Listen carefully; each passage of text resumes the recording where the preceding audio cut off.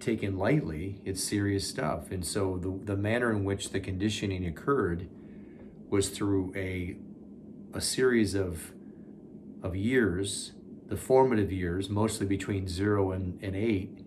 And then after that, all of the situations, all of our life experiences, our failures, our successes, our highs and lows, the conversation at the dinner table, whether we're worthy or not, whether we're going to be a have or have not, those decisions were formed consciously or subconsciously, mostly subconsciously.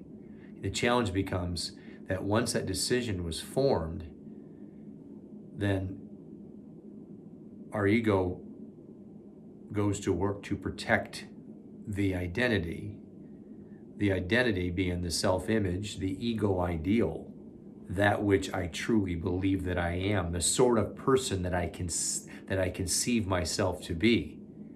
That image will be protected at all costs, does not want to change, because it is the everything, it is the identity. So we have a program, right? Does that make sense? So now we enter if one enters a coaching program, and that conditioning runs counter to what is being taught, or the goal that is set is so far outside of the thermostat that is set, which is the self-image, well, then we will find ourselves self-sabotaging, because we can't outpace it, we can't outrun it, we can't outwork it. And so whenever anybody is starting and stopping, doing something for a short period of time and then leveling off, whether it's in sports or sales or business, it's because the actions that are being taken are not in alignment with, they're not consistent with the self-image. The self-image says, hey, what are you doing? Get back here. Be who you really are. And then what happens is then that the individual will begin to sabotage. And sabotage comes in all sorts of forms. And most of the time, they don't even know they're doing it.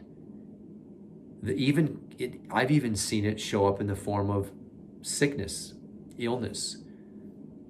They're doing extremely well. They're rocking and rolling. Things are going in the right direction according to their goal.